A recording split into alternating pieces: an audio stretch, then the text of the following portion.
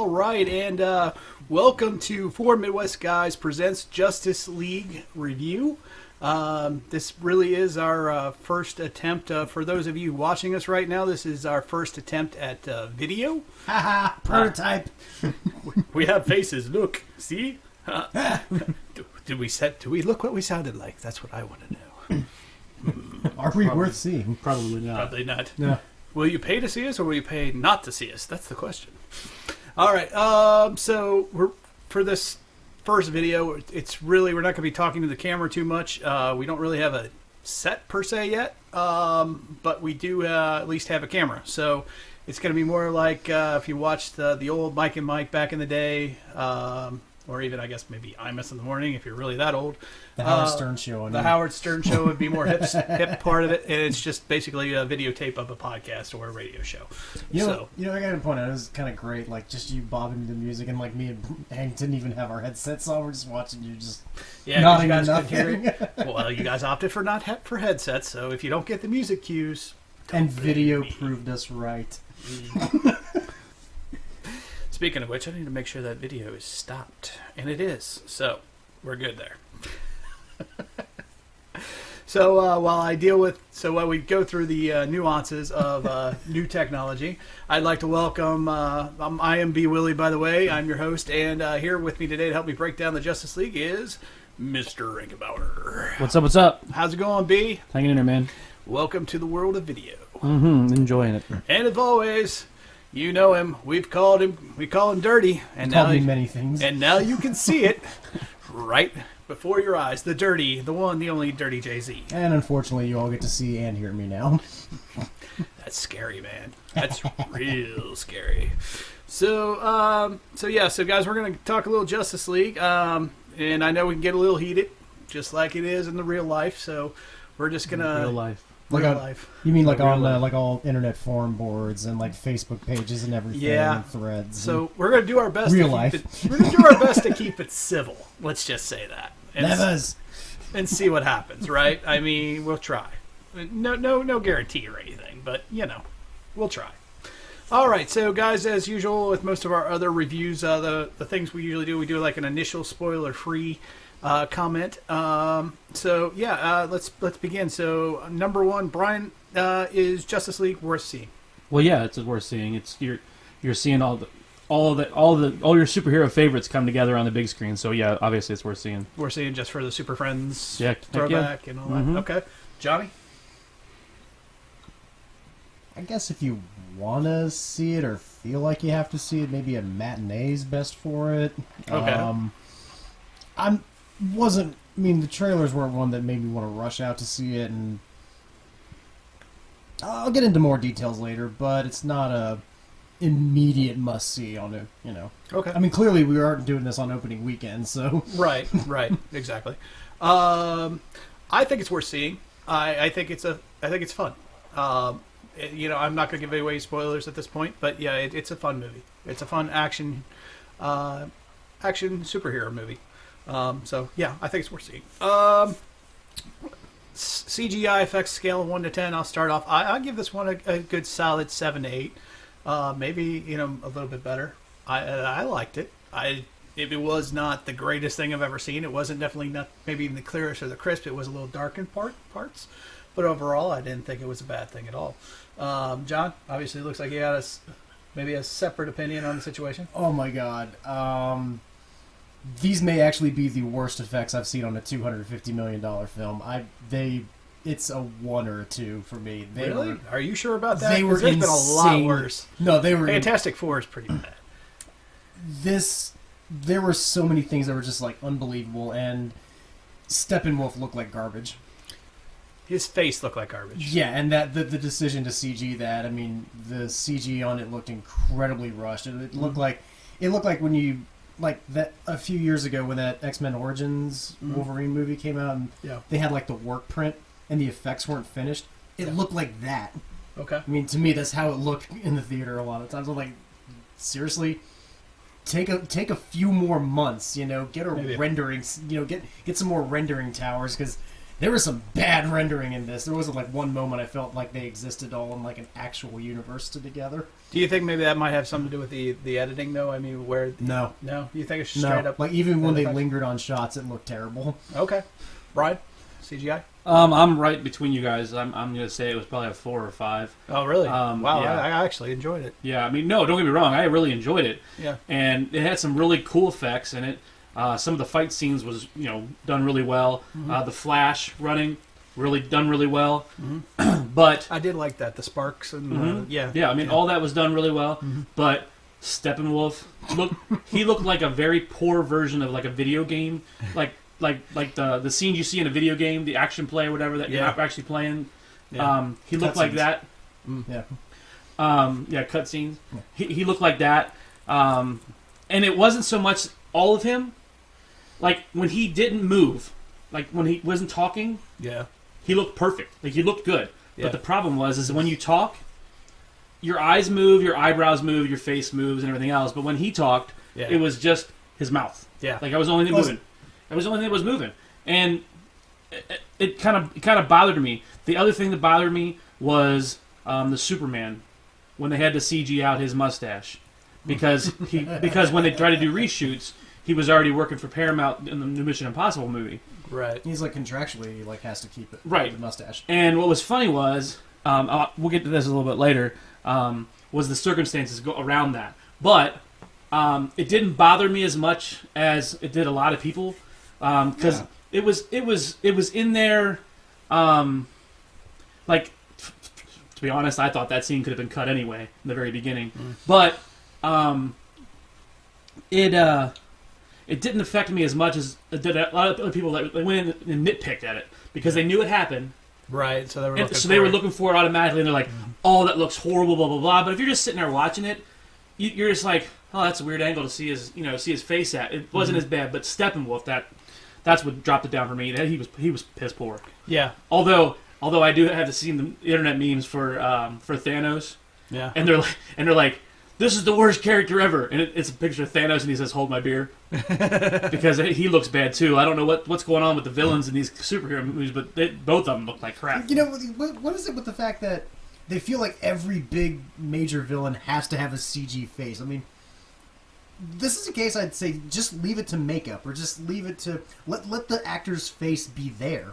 I mean, because even in the comics, Steppenwolf doesn't have the hideous fucking sorry to say it, Snoke face, where it's like CG. Yeah. In the comics, he actually has like a full goatee and everything else, and he looks like an actual person. Made him look badass. Well, the other thing is think about all the movies that we've seen, Planet of the Apes and Lord of the Rings. The technology's there for them to have used a face actor. Fucking War of the Planet of the Apes this year had amazing. Like, why wouldn't you use that? Why would you try to go complete CGI? I don't understand.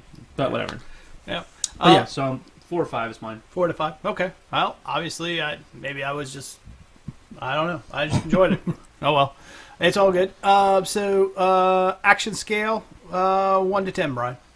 Oh, I would give it probably a 9. A 9? Yeah, there was almost the whole movie was action scenes, from start to finish. There was a few scenes in there, like that they had to have in the movie in order to progress it through the story. But for the most part, it just felt like continual action scene after action scene after action scene.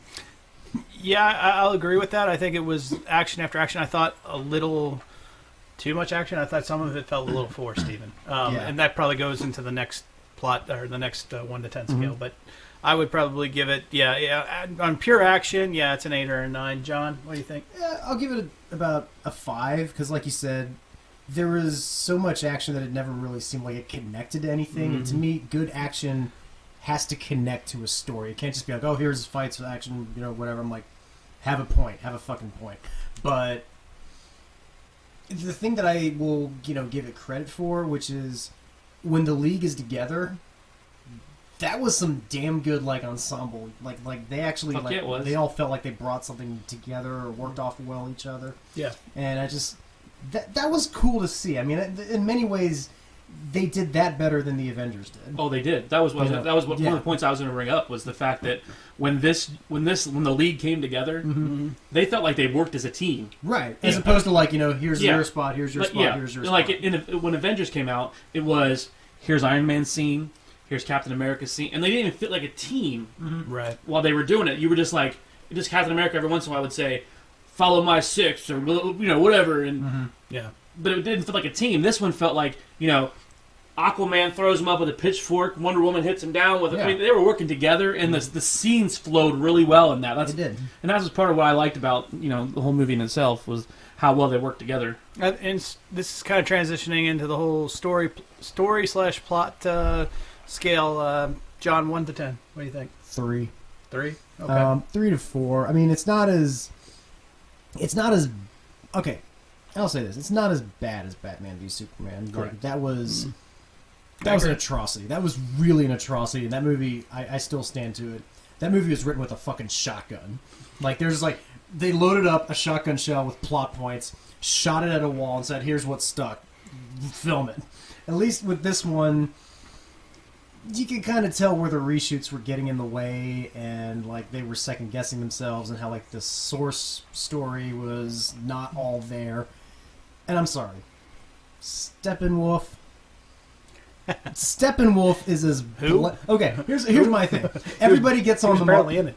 Don't forget this is a spoiler-free part. Oh yeah. I'm sorry. Okay, yeah, and I'm just gonna say everybody gets on Marvel films for having bland villains, which is true.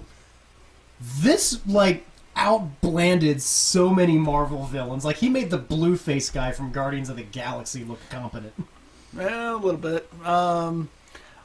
I'm gonna go on and say I'll give it a 5, and I think that's probably being a little optimistic, and that's just because it felt very rushed, and much like Batman v Superman, which I think I will continue to say is there was a story there. They just overly edit the shit out of it. This one, you got 2 directors. One had a meltdown and For obvious reasons lost his kid, and Yeah.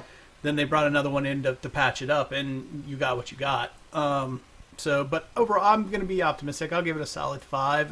Well, Overall, I'm kind of going off that. I actually just read something. Apparently, WB actually released a statement, or somebody mentioned that they wanted to lose Snyder after Batman v Superman was released. well, Yeah, I but believe they were it already after- so far into Justice League Right. that they just Yeah. we already put too much into it. Right. But I think that's we'll get into that later. That's a point for towards the end of the podcast, I think. I'm sorry, Brian. Go ahead. I'm close to you guys.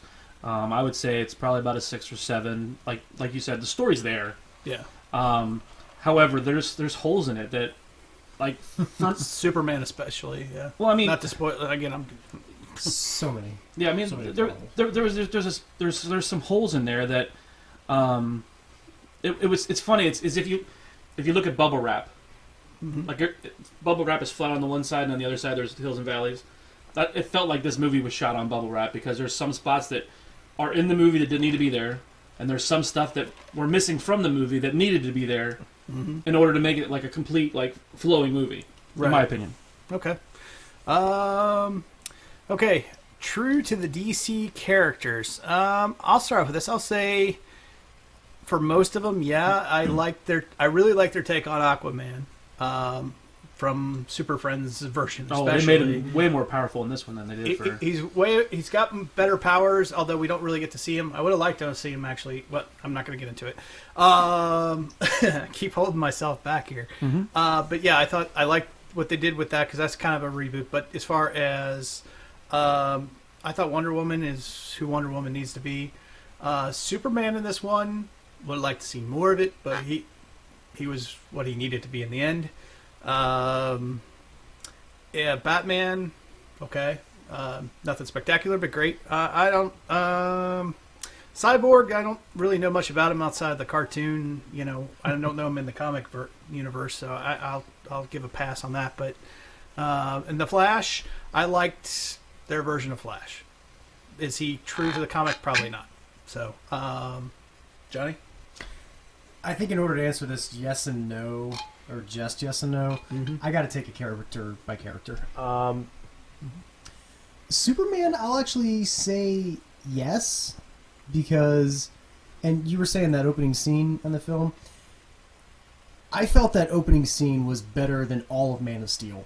Like, that opening scene was so true to the essence of Superman. I literally said, I would have rather watched this than Man of Steel. So, yeah, I think they got Superman. Oh, they finally got him This is right. definitely the Superman that everybody was saying they knew they wanted Yes, this from is the get-go. Exactly. And Henry Cavill always had it in him.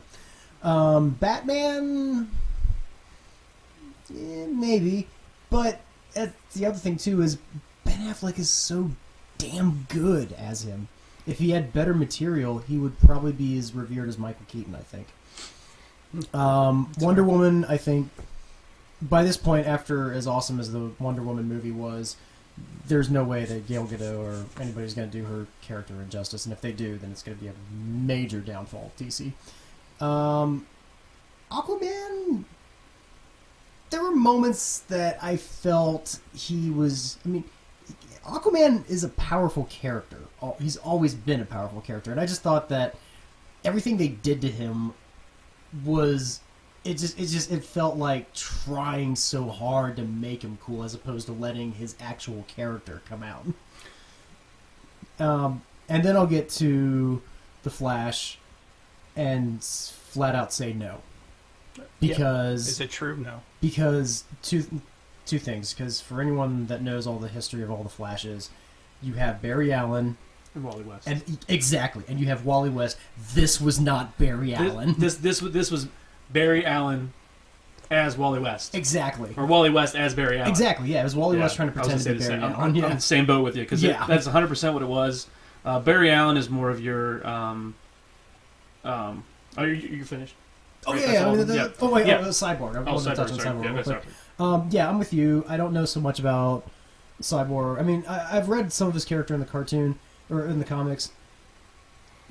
But the cartoon is so much damn fun. I mean, not even Teen Titans Go, but just like the original Teen Titans series, he was more energetic and fun to be around, not just brooding, stashed away in this ugly-ass apartment all day. But, yeah, okay, going on. Back to Barry Allen. So Barry Allen is more of your, like, the TV show hits it right on the head. Mm-hmm. He isn't the comedic relief. Yeah. He's kind of the glue that holds everything together, but he does have his moments where it's funny, a little bit funny, but for the most part he's more of the crime scene kind of, like the thinking things through. The detective. So for that, no, Flash was not. I didn't mind this version of the Flash, but and then Cyborg, I'll agree with you. He wasn't. We did get the Booyah. Yeah, but by that point it felt like fan service. Well, yeah, exactly. But it was one of the. I think everybody was waiting for it, right? Mm-hmm. But I think they're doing like he was just. I have to go talking a spoiler free. Yeah, but, yeah. I'm so just getting ready to tell you. So it's. I'm in the same boat. I'm gonna say, Cyborg was. Yes. I have reasons why yes, and how it could be yes, but he was right on the border. Okay. Aquaman, I'm going to say no. Because it's a different take, yeah. It's a completely different take on anything we've ever seen of Aquaman, yeah. which I didn't mind. No, I didn't either. Wonder Woman, she was the same as Wonder Woman, in the movie Wonder Woman, so that was fine with me. Batman, like you said, Affleck is just... He's tremendous as... And it was funny because he's playing an older Batman. Yeah. So he does really well in that role. Yeah. And he do you think he also does a good Bruce Wayne too? Like, he wears the tuxedo in the Bruce Wayne. He's better as Bruce Wayne, if you ask me. He is just the better all around Batman. Yeah. And in my opinion, like, he is head and shoulders above most of the other ones. Yeah. And like, I really wish we could have progressed fast enough that we got him to be Batman in the Batman standalone instead of WB fucking with everything. Yeah. And just completely fucking screwing the pooch. And then Superman. It's awesome to see the progression from Man of Steel to Batman v Superman to this, because at first it's like he doesn't really understand what's going on. Like, he's an alien. We're kind of good to Smallville-esque, like post Smallville, you know, right? And where he's kind of figuring out he's an alien. And then in the second one, people know he's an alien, so you got the people who hate him, people that love him. You know, and he's trying to fight through that. No matter what he does, there's always somebody that doesn't like him. And then in this one, he finally comes into his own, and it's like, that's the Superman that we've been waiting to see through all of them. Yeah. And so it's kind of cool to see that progression. Mm-hmm. So I would say yes for him as well. Okay. That's fair. All right, folks. So real quick, before we move into our spoiler section, there is a note, and Brian, why don't you tell them how many extra credit scenes there are? Oh yeah, I mean there's two of the credit scenes. Definitely stick around for them. It was funny because the showing that we went to, we had people that were in our row and they were trying to get out, and I wouldn't move. And I'm like, well, I'm staying to watch the credit scenes. They're like, what do you mean credit scenes? And I'm like, there's 2 credit scenes. I'm staying to watch them. It's 2017. Yeah. Have you where the fuck have you people been? And it's funny because you see all the people walk out, and then something comes up, and you see all the people that were still in the they don't come out. What's this? What's going on? Yeah. So there is 2 credit scenes, and you definitely need to stick around for them. I think I thought they were pretty good. The one at the end I thought was a little bit more satisfying. Mm-hmm. So yeah, just make sure you're sticking around for those who haven't wanted to see it yet. All right. So from this point forward, in case you are now warned, this is a spoiler section. Oh, shoot. Spoiler alert. Spoilers is I repeat confidence. Flush the bombers, get the subs in launch mode. We are at Spoiler alert. now. As long as there are podcasts, sir, that will be Are we our muted? spoiler alert podcast. Are we muted while we do this? No. No, Sweet. Yeah, absolutely not. Absolutely not. We will never mute ourselves ever. Okay. That's part of the entertainment. So, you've been warned. Spoiler alert from this point forward. Now I'll take down the graphic. All right. Okay, so let's dig into it. We can finally take the handcuffs off, or whatever, gag order.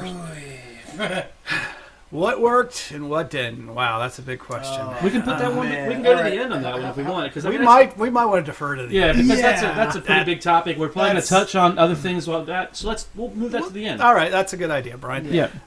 Okay, so do you think marketing hurt this film? Fuck yeah, I do. Okay.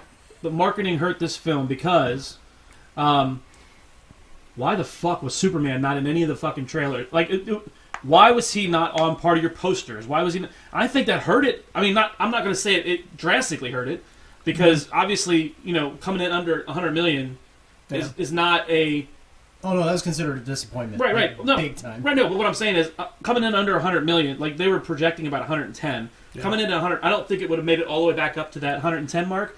However, you got people who Superman's their favorite character, and they're watching the thing and they're going, Superman's nowhere in this movie? I'm not going to see it. Because they're not like a bunch of us who are the fanboys who want to come out and see. They're like, they've read stuff about it and everything else, Like John, your wife, even commented on one of the things and says, why is Superman in this poster? Didn't he die in the last one?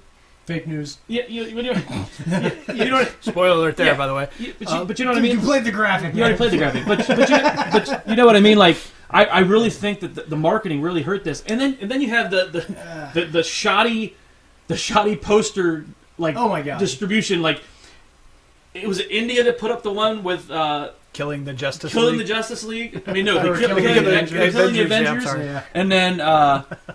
and then the other one That's used hilarious, the by other the way. one You gotta used see that. the other one used was it where was the other one at? In Indonesia or something. I can't remember where it was. They used a fan made one that showed the Green Lantern, Stephen Amell's Green Arrow, and it was like, Yeah, where was this from the Justice League? I didn't get the Green Lantern. yeah, and then, it's just one of those things. Like, yeah, I think it really did hurt them. Maybe not like like $20 million worth, but I really No, think. I think the last couple DCCU movies is what did that. Right, exactly. But I really think that it would have done a little better. I think it would have hit. It would have hit the $100 million. I don't know how much higher it would have went, but it would have hit the $100 million mark.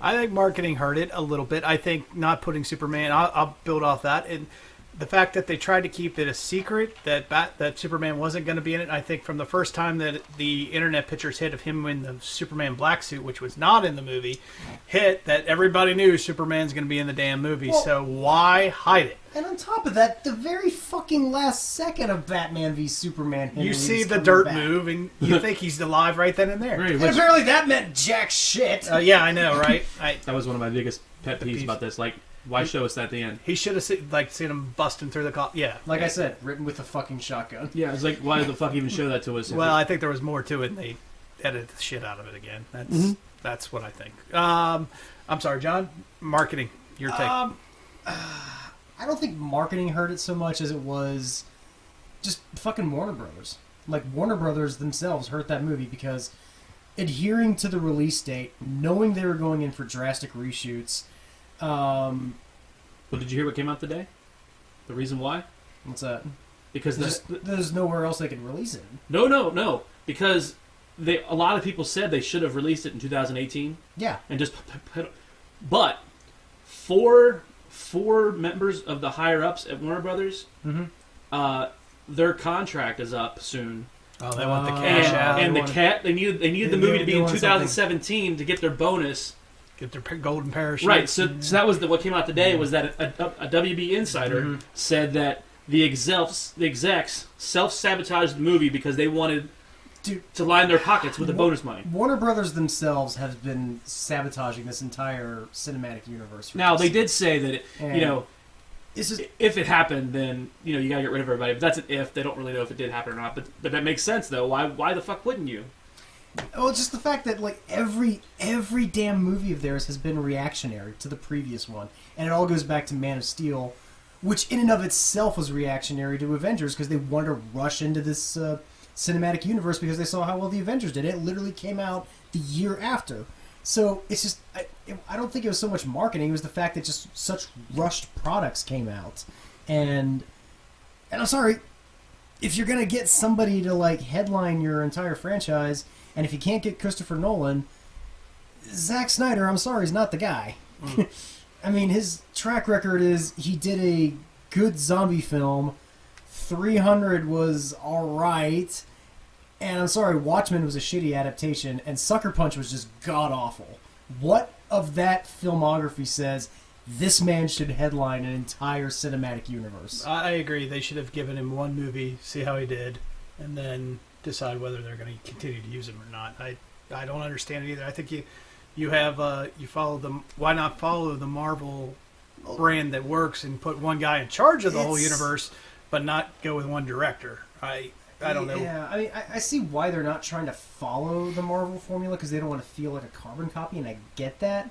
But there's other ways to be individuals about it. Yeah, you can still keep the basic. I mean, it's just a basic principle. One guy to overlook it all, or a team to overlook it all, and different directors. That's what Star Wars does. That's what Marvel does. I don't know. I mean, all Disney too. But on top of it, you've got such good source material. DC, storylines and mythology by are far vastly better than By anything far. Marvel's done. Yes. And I'm sorry, why have they not once pulled from that at all? I agree. Like, I don't understand. Like, you have so many stories and plot lines and everything else from all the comics of the past. Why are you trying to follow the New 52? I mean, Jesus, if you want to make a great... I mean, I understand. Oh, fuck New 52. I mean, exactly. I understand that Jeff Johns is the guy who's kind of overseeing stuff now. Yeah, and they brought him in as, like, damage control. Right. And he did help write the New 52. So, I mean, I can see why they're doing that, but you have vast encyclopedias of way better stuff, dude. In the previous stuff. I mean, my comic collection at the house is 2 full boxes of Justice League and a box of Superman, and and it's way better than anything they tried to do with New 52. Because I was reading New 52, and some of the stuff was like, that's so. It's so damn bland. Yeah. Every time they keep trying to, like, make the costumes for the new characters, the costumes are terrible. They literally look like the exact same other issue, and it's just. And they keep thinking, like, and it's the same problem. The problems that New 52 has are the problems that the DC Cinematic Universe has, which is they think by making something complex and, like, idiotic in its complexity, they think, oh, well, it's complex, so it means it's dark and mature. I'm like, no, it just means it's a confusing mess. Yeah. All right, I'm gonna. Sorry. No, it was not the marketing. No. Did you guys want anything else about CGI? I thought we covered it. Yeah, we covered well. that one. Oh, we covered that. I think we did. Okay. So behind the scenes stuff problems. We've kind of touched on it a little bit. Let's talk about the dual directors. Real quick. Brian, let's start. For me, I didn't see it as much. From what I gathered, the scenes that I knew about it going in. Obviously, we all did. I mean, some people didn't. My dad had no idea. Caitlin, obviously, my 12-year-old daughter, she didn't have any idea. But us fanboys, and we already knew what was going on there. I kind of tried to look for the what scenes I felt, because Marvel tends to be funnier. So I looked at some of the scenes and to try to see if that that was the case, and Josh Whedon was just in certain humor. Very Joss Whedon scenes. Yeah. like one of the scenes that I thought was Josh Whedon was actually in the original script. Like I forgot who it was on Collider that actually got. We figured it. Yeah, looked it up. They knew what scenes were already in it. You're talking about the Barry scene where they left. That's kind of rude, isn't it? Or, Yeah, obviously all Which the was stuff. funny, by the way. Obviously, all the stuff in the trailers that we saw. Yeah. That was all shot by That was Snyder. all by Snyder, yeah. But there was some stuff like you could tell the one scene after Batman gets thrown to the ground by Superman, and then he's like, "Oh yeah, something's bleeding." You could tell that was Whedon. That's definitely Whedon. You could tell it was Whedon. That wasn't Snyder. However, you could tell that when Superman had Batman, and he was like, "Tell me, do you bleed?" Yeah. And for me, I was like fucking goosebumps. I was like, "That's fucking awesome."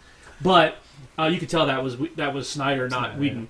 Yeah. But like the lasso rope with Aquaman, which is one of my favorite scenes. That would probably be my favorite scene of the film. When he was just sitting there and he was just going off, that was actually a Snyder. That wasn't even a Whedon, which I thought was like, originally I was like, that seems like it's a Whedon thing, but it was actually a Snyder was already written in there.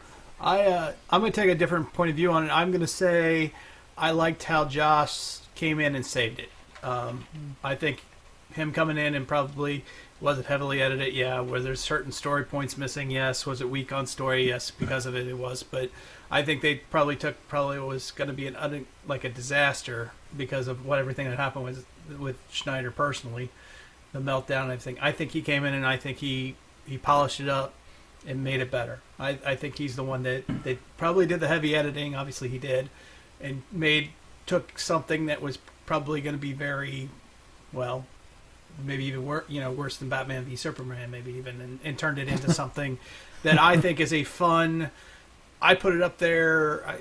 Not to skip ahead, but it's up there to me, like with Ant-Man. It's an enjoyable, fun comic book movie. John, what do you think for directing? That was actually the reason I wanted to see it as early as I did, and it wasn't so much like going to see, a Justice League in a theater, which I wanted to see and I technically didn't get, because to me, seeing a true Justice League movie in the theater is essentially like the cartoon pilot. That would have been amazing to see on the big screen. But I really wanted to see what it was like having two directors who have such drastic tonal differences. Yeah, like you have Snyder, who gets so overly dramatic and so like emphasizes every little detail, whether or not it needs emphasis. And you have Joss Whedon, who you can literally see the tongue firmly implanted in every character's cheek when they're on screen. And I was like, oh man, I've got to see how different this is, especially knowing going in that when WB screened Snyder's original cut, I mean, there's only one word that followed it, and it was unwatchable. WB flat out said his version was unwatchable. Okay. So, I mean, and as much as I dislike Snyder's movies, on a personal note, that's a tragedy no one should have to go through. And the fact that, I mean, I'm glad he left to take personal time for himself and his family.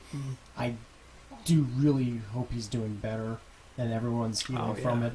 But that's no way anybody should have to, be kicked off of a movie or left a movie, or I mean, it's just. I actually said, like, that's terrible. Well, like, I don't even want to wish that on anyone. Well, no, as a father, we're all fathers, and we, God, that's our worst nightmare come true. So, but I mean, to me, knowing that they have such differing views when they approach a project. This is the first time, like, you're actually going to see a movie this big and this big of a scale on the big screen that has two different viewpoints. And dear God, could I tell when it was slow motion Snyder emphasis versus I'm going over here doing a quip Joss Whedon scene. I mean, it was like, oh, holy shit. It's like, this is Yeah, I actually got whiplash in the middle of scenes with how bad the tones changed. All right, let's talk about runtime, because that's, to me, that's a big problem with the movie. I'll start off. I'll say, yeah, I mean, I would like to have seen Joss have, let him go 2 hours and 30 minutes if he could have made it if he could have helped with the transitions, helped with the scenes, and really fleshed out the story a little bit better, and made it maybe a better quality, made it up there with an Avengers movie rather than a lower. Or we would have got an extra half hour of really bad CGI that was rushed. Well, either or. Brian, what do you think? Yeah, I think when WB imposed the 2 hour runtime, that really tied their hands, because what I think happened is you had so much money invested into certain scenes that they had to make the movie, and then after you get that, then you have the filler scenes that go in, and then you only have so much space in there to fit into a 2 hour movie. Like, I'm fairly positive when Snyder was shooting everything and, rocking up the money shooting everything, his thought was 2 hours and 40 minutes. And then he showed that to WB and they said unwatchable. And then they said, we want to try to appeal to a larger crowd, make it 2 hours, because 2 hours and 40 minutes is just too long of a movie. Yeah. Right? And then so when Wheaton comes in and he has to cut everything in order to fit in that thing, there's a lot of stuff that hit the cutting room floor. It had to have, because they had to have shot. Tell me how Batman knew about parademons. Yeah. Okay. How did he know? That's a good point. How did he know that they fed on fear? Because he hadn't been told by Diana by Wonder Woman yet. Yeah. Okay. It's left implied, but yeah. There's some stuff. How many times we don't have to know why Barry Allen was going to the prison. Just know that he was going to visit his dad there, and cut it. We don't need to see scenes of the conversation that they've probably already had 30 times, or him coming back to show him that, hey, Dad, look, that was kind of neat. Where he's like, it's a nice moment, but in the grand scheme of it, I didn't need that. I didn't need the guy who built Skynet. Oh, yes. Coming in to tell him that he just built Cyborg. How funny was that? But like the guy that built Cyborg. Yeah. I was like waiting for Terminator to walk through the door, but I don't know. There's something wrong with his voice. We can fix that. Yeah, but post-production. I don't think we needed that whole scene. I think they, like you said, overemphasized stuff that didn't need to be emphasized with that particular part, because they were talking like we're going to get a Cyborg movie made it down the line. So I don't think we needed all that. Like, we needed a little bit of it. Like, he comes home and he says, I'm just processing. I'm not brooding on processing. Whatever he said. Bullshit. But he went on to be like, but we need to hide some other bugs. And I don't think they don't need to see the monster. Well, you're not a monster. That's funny. I didn't even say it was me. It was like we you have more emotion in your voice than need to live in that film. But yeah, it was like we didn't need all of that. It was just there was just some scenes that it was like, wait a minute, how what the hell happened here? Another good example, one of the better scenes that they could have had in the movie was when Superman comes back and he flies off with Lois back to the Kent farm. Right. His mom shows up. Yeah, that his mom shows up, right? Could have been a tear-jerking moment, like they're like, "Oh, well, I'm so glad you're home." Blah blah it's blah. a wide shot. You right? don't even see them connecting. Right. And then we go straight to Steppenwolf in his little freaking tube or whatever. Oh, I mean, it was instant. Like, it was like, "Whoa, what did we just do here?" I want to touch on that scene really quick, if I may. Yeah. Literally within that scene, he's talking to Lois. He's like, "Someone's gonna have to tell my mom." He's like, I'll do it or whatever. And she literally fucking shows up in the driveway. No, he didn't even say that. They were in an embrace they were in an embrace in the cornfield. And then the mom fucking shows up. And as he's hugging her with his mouth like in her ear, like it should be an intimate moment. He's like, "You called mom." I'm like, what? Or you called mom? Or yeah, he says you call mom or whatever. No, it says you called mom. Like as in like, oh, that was nice of you to call her. Like, he never told her to, but she did it anyway. She's like, oh yes, I did. And then she pulls up. But it was like, and then like watching other people talk, like watching other podcasts talk about it, they bring up the he probably heard her heartbeat. That's what I comment. Or heard her truck. Yeah, it'd been cool to hear it. He heard it, but why didn't we hear it? Yeah. Why didn't we hear that moment? That scene could have been so much better. You have at least maybe 15 seconds of sound designers and sound mixers that go through your credits. And this is my thing with Batman v Superman too. You want to give off all this like super hearing or whatever, or like, oh, it's a plot point.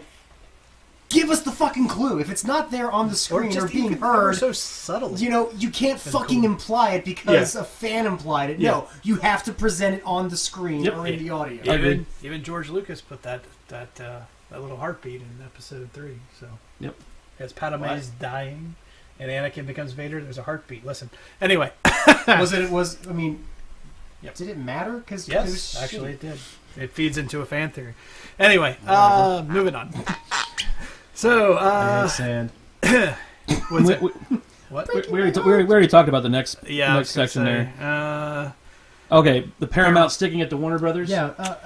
So- What's? Okay, so here's what happened. All right, yeah, I need some background on this one. Yeah. Okay, give me some background on that. So 'Cause the CGI team at Warner Brothers, the one that's working on the Superman movie, Yeah. I mean the Justice League movie, they're doing the reshoots. Okay, Uh-huh. they realize how hard it is to take facial hair off. Okay, so they proposed to Paramount. Here we can show you that you can add facial hair and it looks just fine. So give him a beard. We'll pay to do the CGI to put the facial hair on in Mission Impossible because it'll look just fine. And Paramount said, nope, fuck you. You do it on your screen and you take the hair off. And that's why we got what we did for Superman.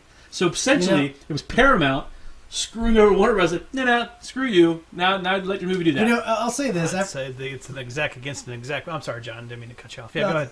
I was just gonna say, what was it with how Transformers: The Last Night performed this year? Paramount doesn't have any fucking room to stick it to anybody. Right, but that's About as basically much what as it the was. Dark It was like, Universe. basically, when it felt like little guy syndrome, where it was like, oh, we have control? Yeah. Well, then you guys are going to have to do that because we are going to keep our actor under his contract to make him have facial hair. You know, is this one of those things like... The only take I could take on that is it must be some sort of personal vendetta between some execs. That's what it sounds like to me. I don't know. Yeah, it's just, companies always doing that to other companies. Bullshit stuff. Whatever, yeah. Oh. But like I said, I'm just gonna stand behind that. After The Last Night, Paramount doesn't have any room to stick it to anybody. Right. All right. Let's do our quick fire, not so quick round table. Yeah. Discussion. Just basically a round table. Okay. Favorite quotes. John. I barely remember any quotes from that movie. The only quotes I can remember is just like my wife and I turning to each other in the theater and laughing at the dialogue. I'll just say that for now. I'll say the "Do you bleed?" comment was very cool, and the other one would be I really liked the Barry Allen everybody disappearing on Wally West. on being Wally West and Right, yeah. and disappearing. Oh well, that was rude. On And then he just takes Commissioner off. Gordon. Yeah, I think probably that whole monologue Aquaman had that we were talking about. yeah, That was probably my favorite moment because that's pretty badass. Because that was the moment like Steph and I were just looking at each other going, "Oh my god, this is just so bad." And you see the lasso around his foot, and I was just like, "All right, Yeah, that got me. That was pretty good. That was pretty funny. Brian, favorite quotes? Yeah, I like there was a couple of the Barry Allen ones. When he's like, when he's like, we're going back. He's like, back is in like, yay, he's back, or back is in like Pet Cemetery. He's back. That was funny. And then like later on, right after Superman comes back, he's like, Pet Cemetery. I mean, that was pretty funny. And then I really like the when Superman comes out. After it's basically Steppenwolf versus the Justice League minus Superman, Right. and then he comes and he's like, "You guys, blah blah blah, about something about the truth," and Superman's like, "Actually, I kind of like the truth, and I'm a big fan of justice." Like he did everything except say "and the American way." No way. Yeah, I really like that part. And then let me see if I have it on my rest of my notes here.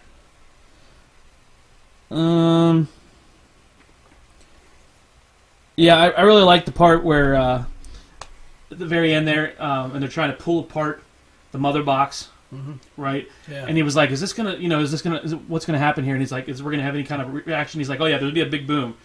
Are we gonna be able to survive it? Because I kind of like being alive." Yeah. Right. Right. And I then don't want to die. Yeah, yeah. I don't really want to die again. Yeah. And then they pull it apart, and it blows him off. And Superman's laying on the ground and goes, "Oh, I take it back. I want to die." That I knew that was a Joss Whedon Yes, moment. and that was hilarious though. And the fact that they were both sitting there laughing, he's like, "I don't even know how my toes are hurting, but my toes are hurting." And the Wonder Woman follow-up was even better. I work with children. Yes, it was fucking fantastic. Like those, that felt like the Justice League, like working. It was just, I liked that. Yeah. All right, John. Or sorry, we want to read. Yes, I'm John. Yeah, we already went around. Never mind. Favorite characters. All right, John. Go with your favorite characters. Yeah, I'd actually add. For me, my MVP on this one is Superman. Okay. Just because, like I said, that opening, like just that video of the kids interviewing him for the podcast or whatever, that to me was the essence of Superman as a whole, right there. And I was Shining light. yeah, I was like, God damn it! Finally, they're getting it right. And every time he was on the screen, I was like, there's a glimmer of hope, and I was like, this is what I wanted. And yeah. He's up, like I said, he's up there. Batman, I thought, was finally close to what he was doing, like close to the character as opposed to being like a murdering psychopath. You know, being like all Frank Miller or Dark. Aspar. Darker. Favorite character. You know what? I'm going to go out on a limb here, and I'll say Aquaman. I like that take. I like that new take on him. It's fresh. It's new. I don't think it's ever been done before that I know of. Not big into the comics, but I really like him as the, I don't know, badass surfer dude, I guess is the best way to put it. Whiskey drinking with surfer. a whiskey I mean, drink, they've come close with some of them, like where he gets his hand taken off and he gets the hook for a hand. Yeah. So they've come close, but nothing like nothing like this. Yeah. So I'll just stick with Aquaman. Although I really liked the Flash. Even if he doesn't stick true to form, I like the new fresh takes. Well, he's true to Wally West, just not Barry Allen. Right. So, I liked Superman and Batman. I mean, those were my childhood favorites. Sure. Superman and Batman, and like this Superman was really Superman, and the Batman felt like Batman. Like he felt like you could tell he was struggling between that I'm a loner and I'm on a team, which I kind of felt like we saw some of that in the Justice League cartoon series. And I'm a part timer. Yeah, and to see that in this, it kind of went full circle for me. Like you said, he wasn't the murdering psychopath. He like, felt I think think these guys stole something. Shoot the fuck out of them. He felt like he was trying to bring the team together. Like I really got that dynamic of trying to bring the team together, and then or his interaction with Wonder Woman, trying to push her to be the leader. I mean, I like that aspect of it. Okay. Let's go into favorite moments. Brian, I'll let you keep going. Oh yeah, my favorite moments. Obviously, the two fight scenes. The one between the two I'm talking about is the one between Justice League and Superman. Yeah. For me, that was awesome, and like my favorite part of that was when he's fighting him. Right? And then, and Flash is like, I'm going to help. And he takes off and goes, he does, and all of a sudden you see Superman's eye catch him. Because he's I did like that part. And then the Flash is like, how the fuck does he see me? And you can just tell like it's never happened before. It's all in facial reactions too. And then they did their super fast fight scene in slow-mo, which I really liked that too. I thought that was pretty, and he was just like, what the fuck is going on? Like, how is he doing this? I really enjoyed that. The fight scene at the end where we saw the Justice League fight together. Superman blows on his axe, and then Wonder Woman comes and shatters it, and Aquaman stabs him in the shoulder, and he's like, "How is this possible?" And he's like, "You smell that? It smells like fear." I mean, it was just like it was I did awesome. like the fear moment. It was just awesome. Those two of my favorite, and then like the last we already talked about kind of was the Aquaman's touching heartfelt speech with the lasso, and he was like. And no offense, but you don't have superpowers, and you're falling over your own feet, and you're hot. And I mean that was, and then he was like, if you tell anybody, I'm going to stick every piranha I know on you. And Flash was like, I didn't hear anything past. I think we're all going to die. I'm scared of them too. Yeah, I like that, and then I really liked the Easter egg at the end when they were going through all the different little spots, and it was them walking into their new place, and he was like. It's 100 blah blah blah feet, and we'll have a large circle in the center with six chairs. And she goes, but room for more. And it's like, oh, it's the start of the Hall of Justice. Yeah. Like, I just now talking about it. Look at the hair on my arm. Like, I it's was just getting like, ready to tell you, man. I think like- we've tapped into 10-year-old Enkenbauer. like it's just like, I mean, it was just like, that part was like, I was like, oh my God, that's awesome. Like, I really can't wait for them to shoot in Cincinnati because you know they're going to. I just wish they had. That was the one thing. You I was know- like, you that know was going I'll to be the be next employed. scene. Yeah, man. you know they're going to shoot in Cincinnati because, I mean, that's Union all over the Terminal. internet. Yeah. It looks just like it. I mean, it's just fantastic. Of course, the cartoon inspired from the actual Union Right, Terminal. right. So. And what do you... I'll send selfies. Yeah. Fucking, you're going to send an invite. I'm All right. coming with you. Good luck, Johnny. Try to go off 10-year-old Enkenbauer. He's fired up. Yeah. What do you got? I touched on my favorite scene. It's like you said, the lasso around Aquaman's leg reveal. Yeah, the rest of it, I mean, I thought was either okay or I'll get to in the next section. Uh-huh. So, but other than that, I think that was like the one moment I think that stuck out with me. And the fight at the end too, because it, like you said, and it's like what we were talking about before, like when they were actually fighting together, like you actually felt like each one of them brought something unique to the table. And I think, okay, another one of my favorite moments is, you know, when Steppenwolf, as crappy as a villain as he is, looks like he's getting the upper hand. And then you hear that moment that, like, you know Superman's about to show up and just, like, knock the shit out of him. I'm like, something good's coming. Yep. And that was worth it. Yeah. So, that, yeah. I have one more when you're ready. When you're done. Okay, I was just the only one that hasn't really been taken, I guess, is the fight scene at the end. I know we've already touched on that too. I thought that was how they all work together. We've already kind of touched on it. I don't know what else to really add to it. I'll let 10-year-old I know. Enkenbauer keep running with it. The other one I really liked was when they were going to save the just the regular people, you know, like the civilians, Yeah. and Flash is running, and then Superman comes right and has a slow poke, and he's like, "I'll take the one to the left, take the one to the right," and he takes the truck. Flash pushes the truck, Oh, and Superman has the whole fucking building, and he just like really like it was show off. yeah, it was You know, great. the funny thing is, I honestly want to believe that I think that was like a studio liner note for Joss Whedon.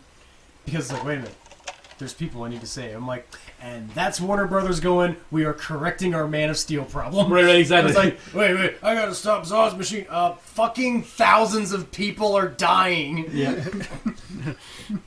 All right, so we've gone over favorite. Let's Johnny, I'll let you take the lead. Least favorite moment.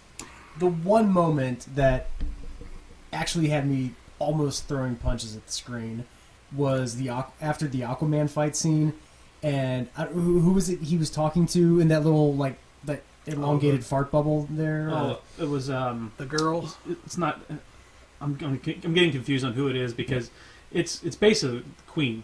Fine, okay, but it's like you're spoiled, and then there's this, She and was then awful. there's this, and then there's this. I'm Mira, like, Mira. yeah, that's what I it was like, okay, then there's like every bit of me that's the writer going, motivation, subtext, shit you should not be saying out loud. Show, don't fucking tell us this is the worst goddamn scene I've ever seen in a movie. What was funny was before she opened her mouth, you're like, this is pretty good. I mean, like, she had the action scene down where she clapped her hands, and the bubble opened up, he fell and hit his head, and then she closed it back up, and you know, she looked really good. it was just- But then when she opened her mouth, and you're like, what the fuck? Everything, no, it's just everything she said, you can tell, was just some fucking last minute attempt to try to build any kind of hope. It's like, hey guys, we're gonna get an Aquaman movie. This is not how you promote an Aquaman movie with this shitty dialogue and awful scene. And they cut out, what's his name? William Dafoe. He was playing one of the other people from Atlantis. Oh my they God. completely cut his scene out. I would have given anything if it was just like a Green Goblin impression. Oh yeah, but yeah, I mean, like he'll be in the movie, but they had already shot a bunch of this stuff. Godspeed, Aquaman. Yeah, and Mira and Aquaman eventually. I mean, if you don't know the comics, they eventually get together. But it's just one of those things. It's like, wow, there's no chemistry between those two on the I screen. mean, that scene was. I'm sorry. It's just like it's everything that is awful in screenwriting. You do not just fucking tell everything about. It's like, this is you as a character, but these are your flaws, and then there's their background, and now you must go. And then all of a sudden, like, next scene, I went, what the fuck just happened? Yeah. Who greenlit that? Who let that get on the screen? My least favorite. Wow. You know, I think maybe overall is I would have liked to have seen maybe. If we're gonna stick with least, I guess I'll just go with. This kind of builds off the one you've got written down, Brian, and I hate to steal it, but Fuck you. I'm just gonna say, I'll just say, not building on Steppenwolf a little bit more, giving him more Oh no, feel free. You can use that one. background story. I mean, it was just like it was the Marvel concept of a bad guy. That was one of my biggest pet peeves in What this movie. the hell? Who is he again? And where did he come from again? And why? And why is he so Steppenwolf pissed off? sucks as a villain. So And yeah. where the fuck is Darkseid? And I'm sorry, That's yeah. what I thought the whole time, honestly. If you're gonna assemble a Justice League, Steppenwolf is not the guy to do it. Or if you're going to use it, at least let him mention Darkseid openly. I think he says it once. He did say it one time. One time. He did say the he whole, said whole damn movie. for the honor of Mother and Darkseid. And he says it one time, and For all we know, he could be working for Granny Goodside. and basically his version of Earth basically looked like Darkseid's planet anyway, which I was like, what the fuck's the point? It's very You pink, know. I'll say that. It wasn't so much red, it felt pink. Well, still, you know what I mean. It would just kind of had that feel to it. I was just like, well, if he's going to create Earth into Darkseid's world, then He's What's the- turn it into Apocalypse. Apocalypse, then what's the point of Darkseid even showing up? You know what I mean? You Oh said- yeah. Well, yeah. There was Again, it's there- another alien trying to terraform there- Earth. there was no backstory as to why Steppenwolf is the way he is, what his purpose really was, why he was banished, why he's trying to avenge why he was banished. I mean, like there was not all that stuff that needed to be in there so we can see. Was nowhere to be found, and you're just like, okay. And like even the Amazons knew. They're like Steppenwolf. And we're like, who the fuck is Steppenwolf? Like I knew who it was. I've read about it. I've read him in the comics. I know his backstory, like why he's trying to. I'm very disappointed there was not one reference to a magic carpet ride. Steppenwolf, yeah. But yeah, to build off of that, Brian. So that was my tie. So it was between basically all the scenes with Steppenwolf, and then all the scenes on Themyscira. That is a waste. That was so awful and so fake looking. Why did we not use all the rendered shit from Wonder Woman? Even if you fucking reuse it, it still looked better than what you did there. Like, that was my biggest pet peeve. I'm like, the Amazons in Wonder Woman looked amazing. That set, amazing. The where they're all doing the battle scenes and everything, amazing. Here, awful. Here's a rock. This is definitely Here's a plane. This is one point where I definitely picked up on the CGI. So if I was going to say that this was a bad moment for CGI, that was definitely the scene. Yeah. Picking up on that, there's another thing I noticed about Zack Snyder and his directing. His choices of set pieces are very crappy and boring. Like, if you're going to have an epic battle between Batman and Superman, don't put it in a fucking men's room. You know? Right. I mean, if you're going to have, Cyborg's lair, don't make it like some shitty fucking apartment that we have to sit in for a long period of time that gives me like fucking Medea Halloween movie flashbacks. Right. I mean, it was. I don't know. That'd be my tie for the worst. Okay. All right. Actually, you know what? I just thought of a scene. I'm going to add it in there real quick that I liked. Actually, Ooh, we're going way back. Wrong section. we're way Yeah, back. skip it. So we're skipping back. Just back. real quick. I love the flashback scene where you had the Green Lanterns, the gods, and the Amazons, the Atlanteans all fighting together. You know, you mean the Green Lanterns that we were supposed to actually get in this movie? Yes, I really enjoyed that little bit. It just reminded me of what I'm not But seeing in the Green movie. Lanterns didn't feel out of place because of the scene that they're in. You know, they could be extraordinary. You've got gods fighting Steppenwolf. You've got Amazons. You've got Atlanteans. We had Zeus and Artemis. And, Right. Yeah, it was fucking badass looking. I'm sorry. I thought that No, was no, pretty no. cool. I really thought that we needed that in the beginning of the movie. Yeah. Like we got that like when Batman was doing his detective work to find out. Even if you heard it from Wonder Woman there in the beginning of the movie, and that's how you knew how parademons were or whatever. Right. So we got some kind of before he just showed up in Themyscira and we're like Steppenwolf. We're like who? Yeah. You the know, hell? like we needed that. But I didn't care for the way they just kind of just threw a Green Lantern in there, like, oh, Here's the background. Yeah, here's this Green Lantern character Here's who fought along everybody and then died. But what I did like is the fact that he died and his ring came off, and then you see it zoom past, like to find the new one. Right. I was like, That oh, was very kinda good, cool. very good. Nice detail. Yeah, and going off of that, remember how we were talking before about like there's such a breadth of like DC lore to pull from. From the cartoon series, right before Darkseid shows up, I remember the one episode. In 30 minutes in one episode, they managed to get a better Justice League, like what should have justified a better Justice League movie with the two sons. the one from Apocalypse Right, and right, the yeah. one from Yeah, that's a really That- good series. Yeah, I That remember should have been this movie. It That could've would have been. been more of a reason to assemble a Justice League. Although, from what I hear, what's coming down, if everything stays true to what it's supposed to be, what's coming down the pipeline, I understand why they used Steppenwolf and why they didn't use the two sons, and predecessor. bring in Darkseid yet. I think it was more of a they just wanted to tease at it a little bit and to go different direction, because there is really only one storyline that has Darkseid in it. There's more, like you said, like we've talked about. There's way bigger catalog of stories around other things. There's a fine line between teasing and just being a fluffer and being True. nothing but a fluffer, and that's what True. they've been doing so far. True. And and another thing I want to say, if I can add to a least favorite moment, and this is Feel free. this is gonna sound really bad. The fucking title card for this movie, a black flag with a white lettering, and it just ripples on the screen. I'm like, what kind of pomp and circumstance is that for the Justice League? It was Yeah, like that was like a shitty fucking we need a title. There. yeah, like I really liked the opening sequence where it was like the world is in mourning and everything, black, and you have each part of the world, like, because originally when we saw Batman Superman, like half the world didn't like him, other parts did. This one was more like we miss Superman. Here we're putting up the black flag over Ben and all the other stuff. Right. Yeah. I liked that part. I thought that was cool. But like you said, that whole black flag, was like, what? Yeah. What the hell was that? Yeah. Again, It would have been better if it was just a black screen with Justice League written on it, and then go into the thing with. I mean, at that point, I would have been satisfied with a typewriter going JUSTICE space. I'm like, Yeah. that would have been, Mm-hmm. it wouldn't have made me feel cheated as much. Okay, I think we talked about the reshoots pretty much already. So let's move on to the next question, and that is the extra credit scenes. And I will. I left the theater before I got to see the extra credit scenes. So on that, I will defer to you two. John, you can start.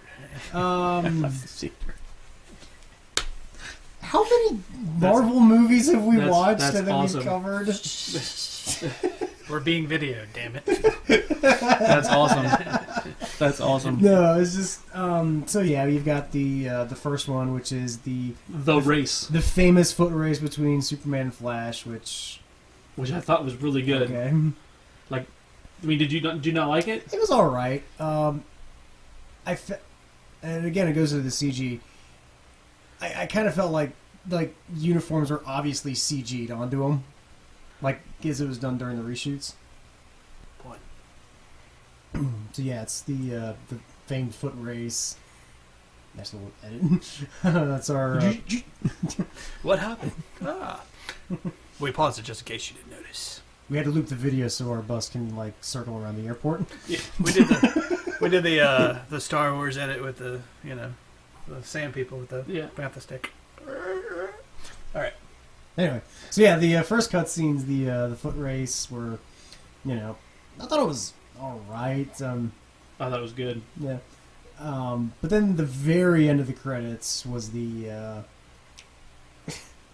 you find out Lex Luthor escaping from prison, and he calls Deathstroke to his yacht, and then what's the guy's name?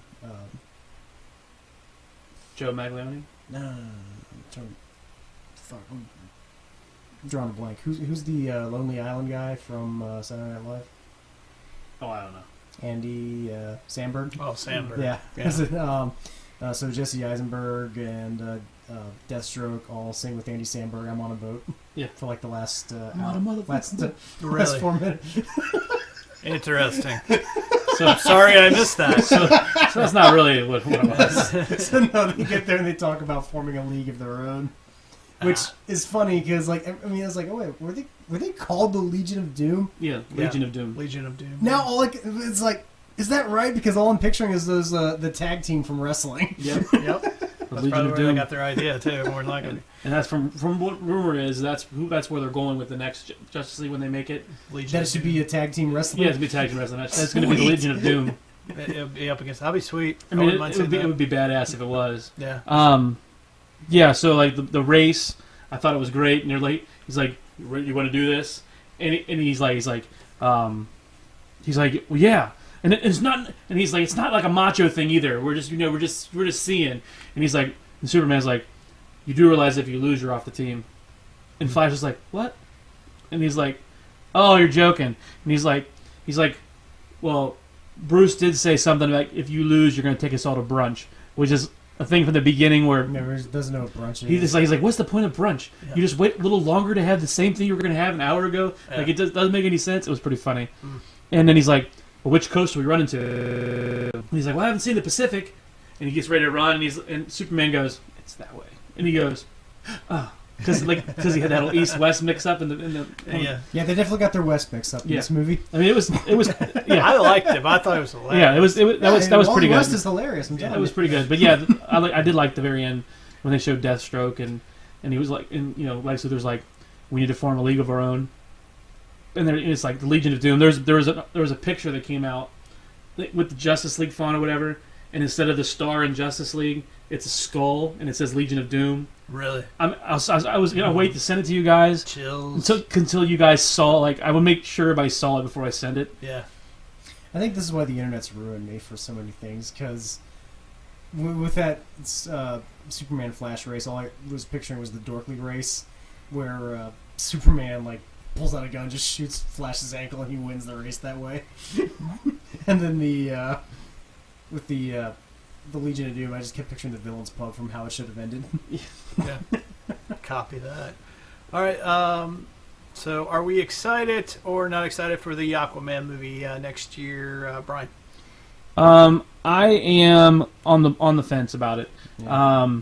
Okay. Like, I really like the character, Mm-hmm. but the whole mirror scene, like John said, kind of pulled it down for me. So if like the whole movie's like that, Yeah.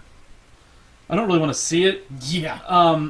But all the Aquaman stuff was so good in this movie that it's like I do want to see it. So I mean, I'm obviously going to see it because it's a DC movie, but Yeah. I'll see it regardless. But I don't know if I'm as excited yet. I want to see what the trailers show me first. Like, Okay. because what I don't want is I don't want a ton of my man. Yeah, I don't want. Yeah, I don't want that I don't want a ton. Booyah! Of, yeah, I don't want a ton of that. Yeah. But I wouldn't mind some of it. But I Yeah, want a to see little what the trailer shows. Yeah. I'm in the same boat. Like I said, I like this take on Aquaman. I think it's probably the best take on Aquaman I've seen yet. Granted, again, I'm not a comics guy. It's sure is a hell lot better than Orange and Green Boy. Mm-hmm. So yeah, I think they've made Aquaman cool, and that alone, for me, that makes me want to go see an Aquaman movie. John? Yeah, see, that kind of cool to me always, like, it was like the 90s. Kewl, spelled Kewl, where they tried so hard to make something be cool. I mean, to me, yeah, it's like you were saying, think about it, like, that is no way, that scene, that god-awful fucking scene is no way to get, like, some kind of hype to your background, to your next movie. And I'm just like, I actually kind of want, I actually would love to see it if the movie was written like that, where the characters just show up, subtext, motivation, backstory, motivation, subtext, scene. I'm like, this is the worst fucking thing I've ever seen. This is, Tommy Wiseau should direct it. I really don't want. I don't want to go to that movie and see Last Airbender. Yeah, that's probably exactly what we would get. I don't want that. Like, that's why. I really don't want to see it either. I mean, but which reminds me, I'm really excited to see The Disaster Artist. Do you think there should be a sequel? I'll start off. Yeah, I think there should be a sequel. Just Warner Brothers, stay the fuck out of it. That's all I'm going to say. Brian? Yep, I'm in the same boat with you. I really, they definitely have to have a sequel. I really want them to continue that story. I think by the end of it, regardless of what the whole rest of that story was, that was kind of choppy in the beginning, and we didn't get enough of what we needed. Where, by the end of it, we really had the Justice League, and you could see them going up against the Legion of Doom. Like, I want to see what the next one has for us. 10-year-old Inkenbauer's ready to roll. Yeah, it is. All right, John? If they actually stick to an actual DC storyline, I would be interested. Mm-hmm. I'll say that. That would get me excited. If they actually do the whole... Or you know what? Just stick to a fucking episode of the cartoon. That alone will get me excited too, because each one of those episodes were gold. Mm-hmm. Copy that. All right. If you could pick the villain for the next Justice League movie, who would it be? Brian? Obviously, Legion of Doom. Yeah. I don't think there's anything else that you can put up against the Justice League to actually have it be a combative movie. I don't want to see Darkseid. No. I was never really a big fan of Darkseid anyway to I begin am, with, but I don't think he needs to be what's now. I think he's a couple. If we have multiple Justice Leagues, I think he's down the road. Like even at the end of the next Justice League, you kind of tease him a little bit, Okay. and actually make the tease worth something, not just tease something and then just completely we'll just go away with it. Get rid of it. Yeah. I'll say only obviously Legion of Doom or Darkseid. I'm a big Darkseid lover. Because I especially like when Superman goes up against Darkseid. So maybe Darkseid, the next Man of Steel by himself, but we really need the Justice League for that because it's kind of a big story arc. Oh yeah. But I like Brainiac too. But I love what they did with the animated series with Darkseid and Superman and that whole scene of. And I think we've talked about it on the podcast where Superman's like, this is what it's like me always holding back in a paper world. I live in a world of cardboard. But you big guy, you can take it, can't you? This is a rare opportunity for me to see me unleashed. I would love to see that on the fucking big screen. That gives me chills. John? I'd actually, if they do the storyline right, I think Mongol would be interesting. And it's only if they do for the man that has everything. Okay.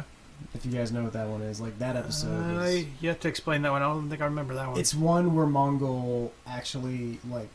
What was it? It's Superman's birthday. Batman and Wonder Woman are going to the Fortress of Solitude. And they find, like, he's got, like, this, like... It's like a plant or a parasite or something that's on him. But it's something that, like, when it attaches itself to you, it shows you... Like, it basically gives you, like, your ego's heart desire. Like, it actually had him, as a grown-up, living with his parents, still on Krypton. Yeah, they actually did that on Supergirl. Did they? Mm-hmm. And had Supergirl got attacked by the plant, and so she was back on Krypton with her parents and everything else, but she was in comatose state, and so like she was kind of out of the picture, but that basically the same thing. Yeah, but then they basically had like Batman and Wonder Woman having to fight off Mongol, and they can't beat him. The only person that can is Superman, and he's stuck in this like comatose state of bliss. Yep. And then like when that thing, like when Bruce finally pulls it off of him, and it attaches to him. Yeah. His moment is he sees his dad turning on the gunman and beating the shit out of him in the alley and winning. And then as it's pulled off of him, the gunman pulls the trigger on his dad. Yes, now I remember it. Yes, I remember that whole scene. And yeah, wow. That was a good episode. Imagine seeing something with that much gravity to the characters. Yeah, that would be pretty cool. That's something.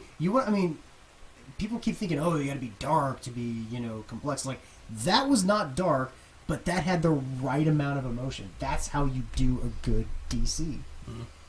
All right.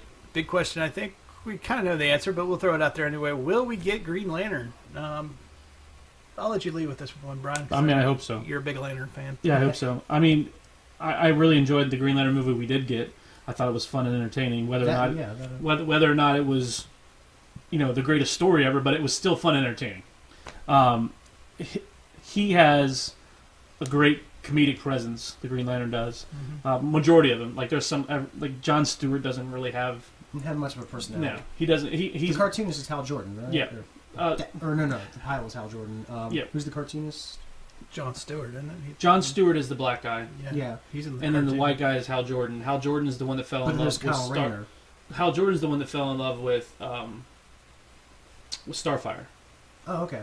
So so both of those are in the Justice League. Yeah. And you got Kyle Rayner who becomes Spectre. Yeah. And then there was a guy that was the cartoonist after that. I liked him. Because he actually used every bit of the Green Lantern ring and like its fullest potential. Like given a ring like that to somebody with an imagination and creativity instead of a soldier, that's awesome. Yeah. Whatever adaptation we get of the Green Lantern it's going to be really good, and you can do so much with it. I think they should pull from the Green Lantern animation series. There's some good shit in there, man. Some Yeah. really good shit. Well, I mean, the whole Green Lantern Corps. Well, they're supposed to have a Green Lantern movie. Right. You know, it's just like, oh, like, why didn't we get that in this movie? Like, that was, I mean, we were supposed to. The whole fucking first 3 months that we got, you know, just the teaser stuff was Unite the Seven. Yeah. All of a sudden it turned to Unite the Six. Huh? Yeah, they got. I don't know why. I'm not. It was sure. Unite the Seven, which was Hopefully, it'll have a payoff, Brian. Green Lantern, Superman, Batman, Wonder Woman, Aquaman, And Cyborg. and Cyborg. Unite the 7. Mm-hmm. Like, it was just, I don't understand why we went away from that. We went to Unite the 6. I don't either. Like, there's even people see that you can still see the posters are out there, but it's just like, Copy. All right, John. You think we're gonna get Green Lantern? We should. I mean, he's a very pivotal character as far as, like, when you think of, like, you know, the Justice League, like a complete Justice League, you got to include the Green Lantern. Yeah, You know? you have to. I agree. And you got to include Martian Manhunter. Yeah, you do. Actually, he's in it quite a lot. I mean, from my memory, that's the guy that has assembled the Justice League. And he's in a lot of. He's even in. He's used in Supergirl. Mm-hmm. He was in Smallville. Smallville. So I mean, he's pretty well known, at least to our And his generation. even powers the are next generation. fucking awesome, Well, too. he's basically Superman except a Martian. I mean, And a shapeshifter. and a shapeshifter on top of it. So, essentially, anyway. All right. Final question. What, if anything, would you have changed in this movie? All right, I'll start off because I'm sure you guys have got quite a few things. I'm just gonna make it plain and simple. I said it earlier. Just get rid of the damn the runtime limit. Let them do what they needed to do in order to fix it. That's what I would have changed. John, I'll let you go next. You know, I actually don't have a problem with runtime. Like, I think a movie should be as long as it should be, but everything's getting a little too big for its britches lately. Everything is like, I mean, when we get around to talking about Thor, that runtime was way too long, over 2 hours. But I don't know. There's so much I would change in this movie. The one thing that would just put the biggest fucking smile on my face would just be if they made, like, Teen Titans Go canon to the DC cinematic universe, just to fuck with all the DC fans that got up in arms about that show. I would laugh my ass off endlessly watching all their reactions, like I'm watching yours right now. Which, by the way, next year, like it. we should do a special of Teen Titans Go to the Movies. Oh my god! It's coming out in theaters next year, and we should do a special on that one. Oh Jesus! I don't know if I can handle that much torture.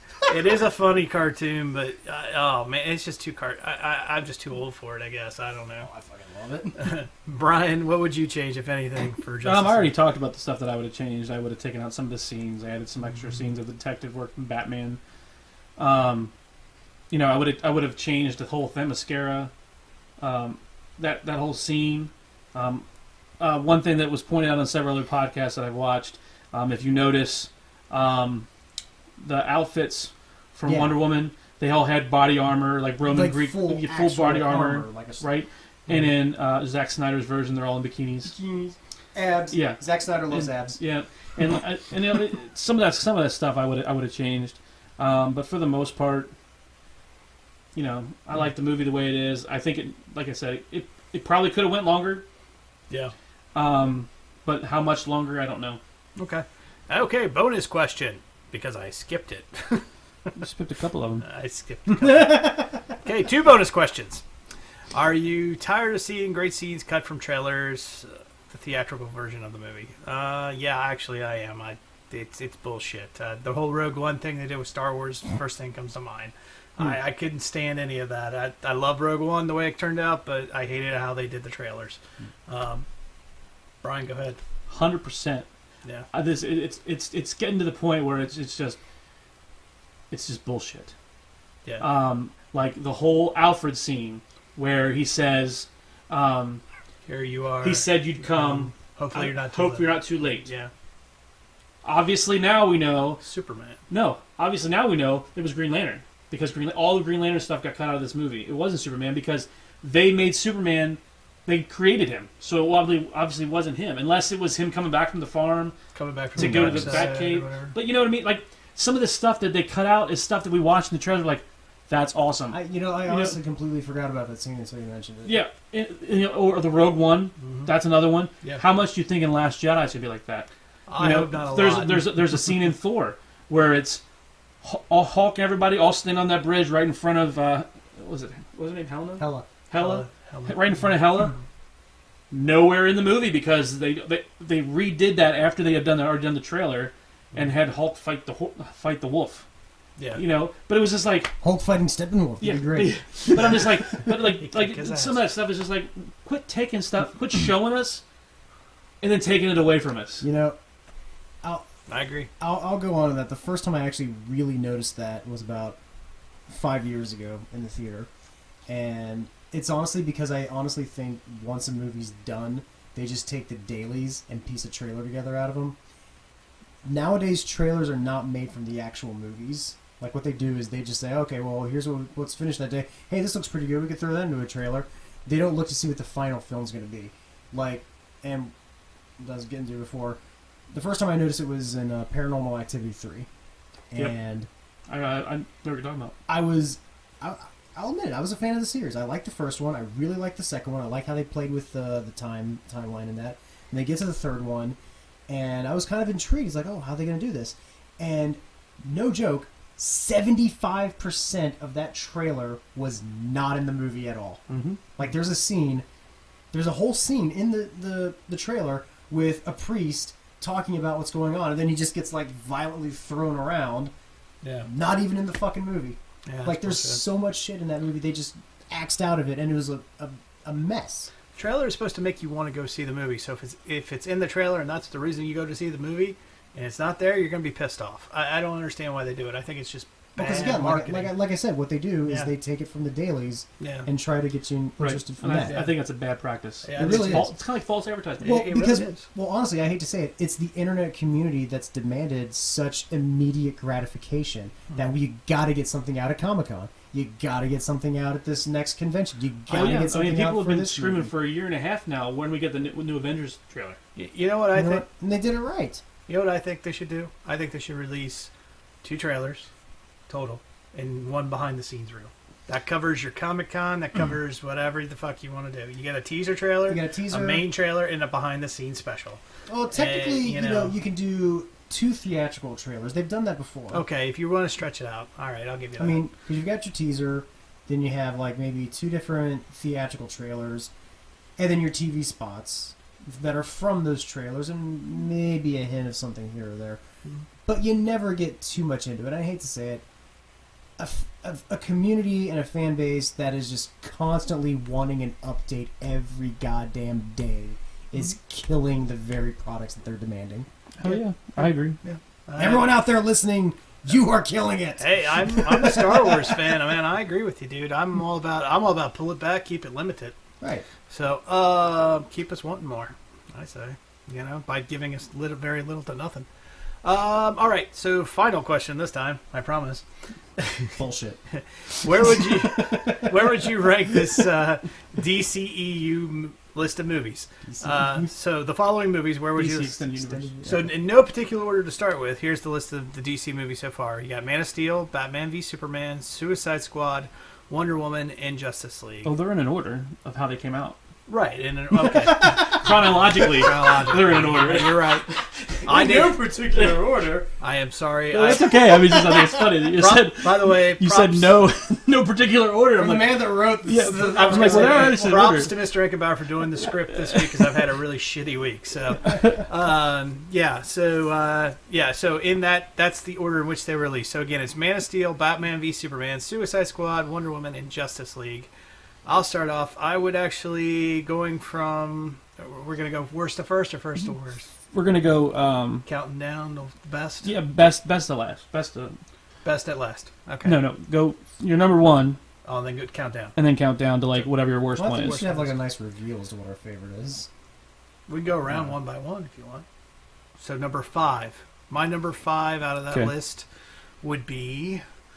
Ah, boy, that's tough.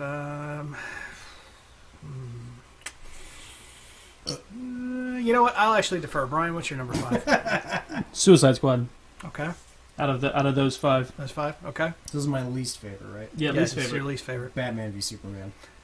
Yeah. It's between That's my Batman next v one. Superman and Suicide Squad for me. I'll go Batman v Superman, and then I'll start off number 4 with Suicide Squad.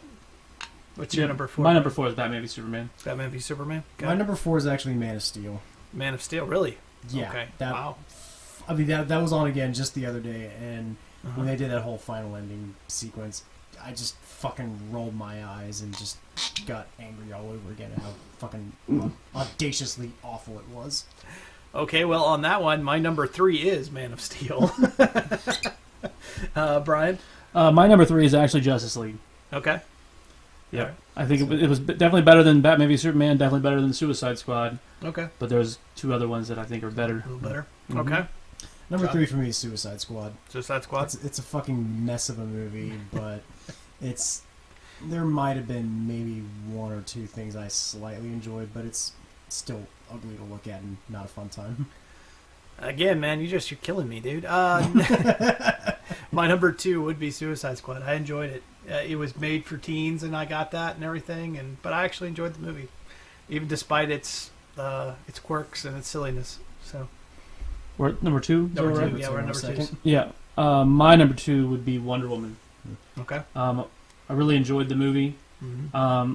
She was never really my favorite DC character, but I really thought the movie did really well. Okay. That's fair. John? Number 2 for me would actually be Justice League. Because if I'm looking at this list, it's like, here's the muck that I have to crawl through that is 3, 4, and 5. Here's what's floating on top of the muck at number 2, and then I'll get to my number 1, which is like light years ahead of everything that I'm trudging through, like ankle deep in. All right, so that brings us back to number 1. Number 1. My number 1. It's Wonder Woman. I think it's the best one done so far. Fucking Wonder Woman. Movie-wise, it's story-wise, character-wise, it's the best one they've done. It's the first time that any of these movies has actually given us a character or a hero that acted heroic in anything, that actually gave us an ideal, that actually was close to the characters in the comics and actually represented what they stood for. Okay. It was fucking awesome. So obviously that was your number 1 too, John. What's your number 1, Brian? My number 1 was Man of Steel. Okay. Not that it was anywhere like better than Wonder Woman, but Superman is one of my favorite characters. True.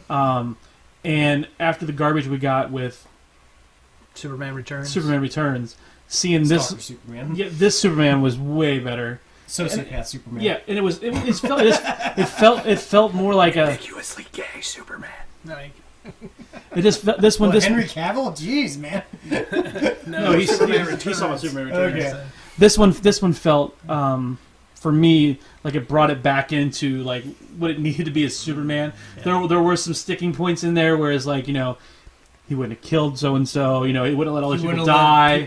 Right. So there was that little bit, but overall, watching the action in the movie, watching it back on the big screen, like not in a gay, like I'm You gonna say be. that like a detriment of a character. Oh, but, for Superman, it definitely was. But I thought for me, he was better than Wonder Woman. Yeah. But for that reason, just because he's my favorite Well, character. here's the thing. I Superman, really liked Wonder Woman movie, but that's why it's number 2. But I mean, they're close 1 and Close 2. to 1 and 2. Yeah. Superman as a character does definitely. There are times that he can be better than Wonder Woman as a character, but to me, I think, and going back on, This movie, Justice League, Superman was way better than Wonder Woman. Superman. For me. Okay, this was Justice League in the Superman in Justice League was better than the Superman that I've seen in the 2 other movies before that. Oh, correct. Because, I mean, and it's funny. It's like I look at it as like the sins of the Kents. I like to think of Man of Steel. His dad was a fucking awful advice, and then Batman v Superman. Like right after the whole Senate thing, like yes, I've watched it again just to like keep digesting all the bad. And that scene where he's like, "Mom, what should I do?" She's like, "You should be their icon, or don't, whatever you want to do." I'm like, Yeah. "What kind of Yeah. fucking advice is that?" Or don't, because you don't He's like, "Oh, Dad, you guess don't whatever. owe him anything. I'm like, because you don't owe him anything. Jonathan and Martha did not. These Jonathan and Marthas did not create a Superman. They created like some fucking millennial who's just like, I don't know what I want to do.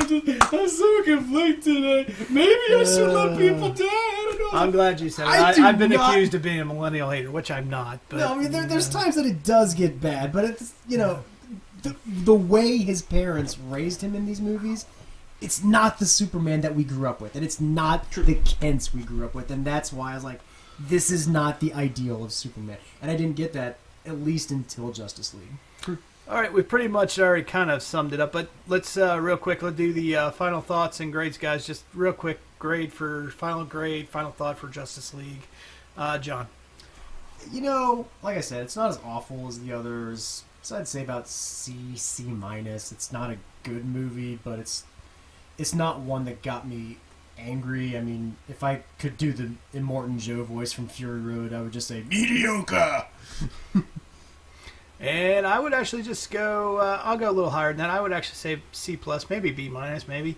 It's not horrible. It's not terrible. It's a fun movie. If you go watch it, you're gonna enjoy it. It's good action.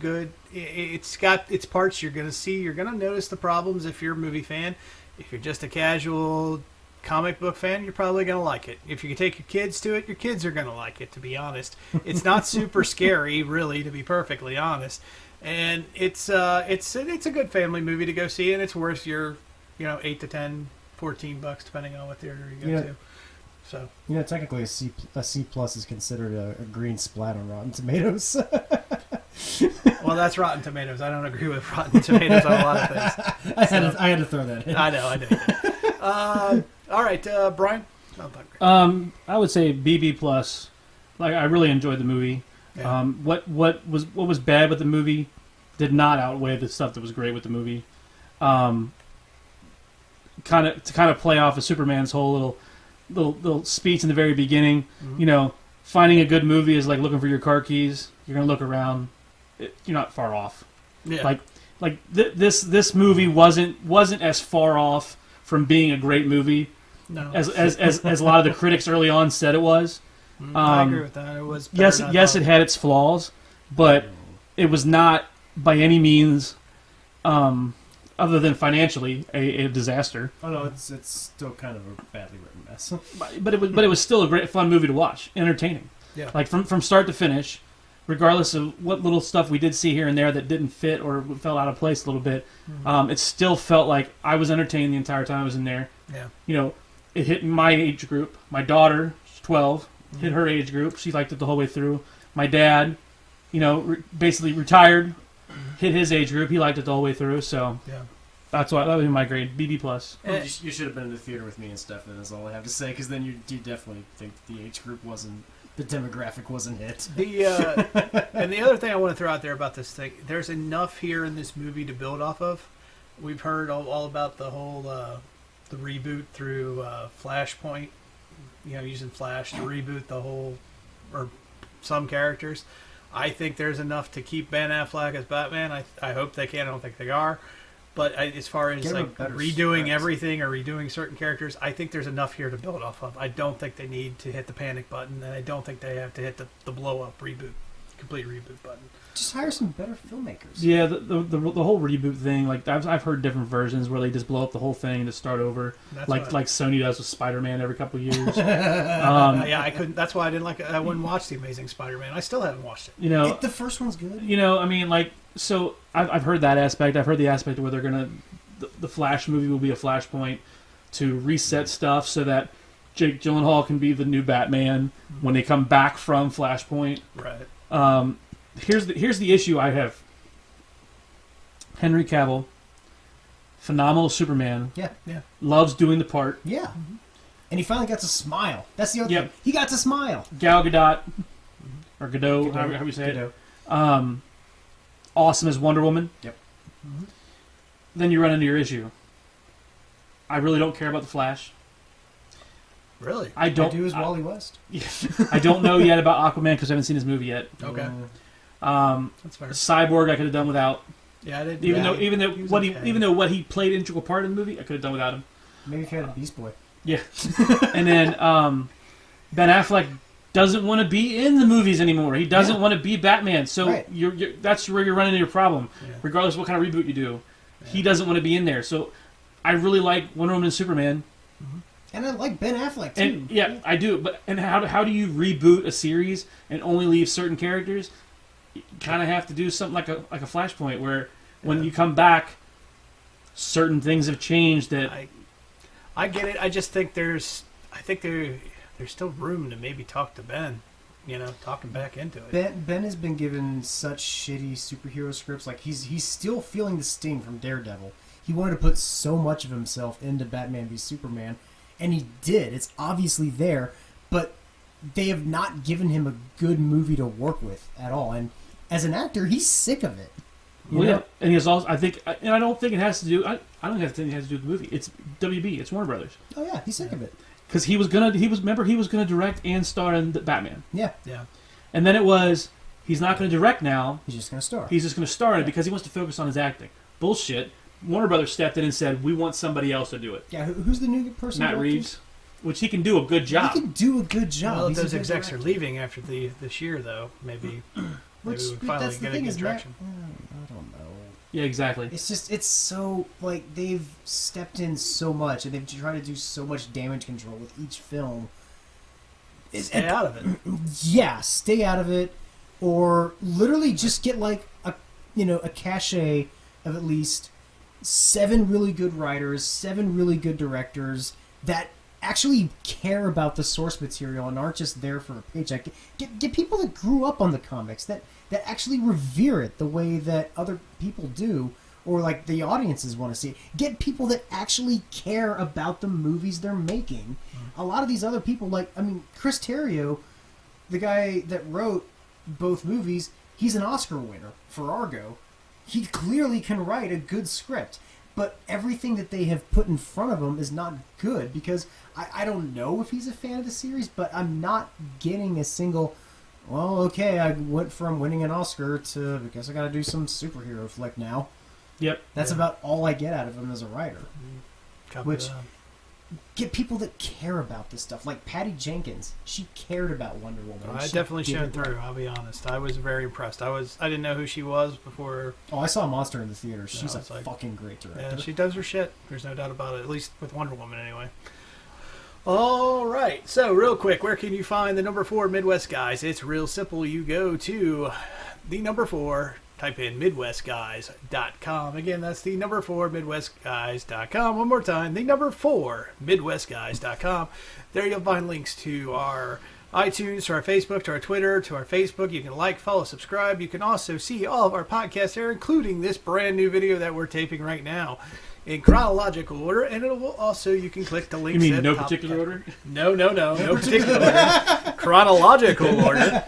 And if you just like this one particular podcast, in this case you would click our little DC link, and this will take you to this and all our other DC related content.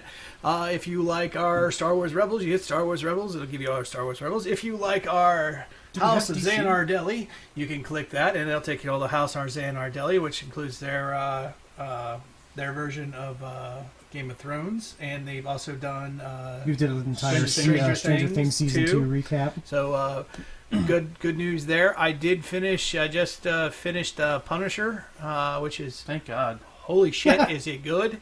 Well, yeah, it was. Oh my God, was it good? I highly recommend that. I won't give any spoilers on that, but yeah. So look for a review for that coming up soon too. So we'll also be doing Thor here probably next week now, but Eventually. Eventually, we'll get to it. So with that in mind, guys, hopefully you've enjoyed this this just kind of video of how we podcast every day, and be looking forward to big changes coming in the near future. Actually, might have a set, might actually have a table, might actually be looking at the camera. So lots of big things coming your way. So make sure that you check us out, and we will catch you next time.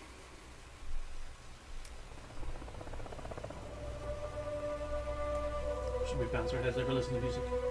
No, because it's not a bounce music. It's a Oh. reverse flash. Oh, we have to go fast. Wait for it. It's got to pick up first. Now. See you guys later. Peace. Maybe something we could do with like 4 Midwest or something. Yeah, we got to come up with something.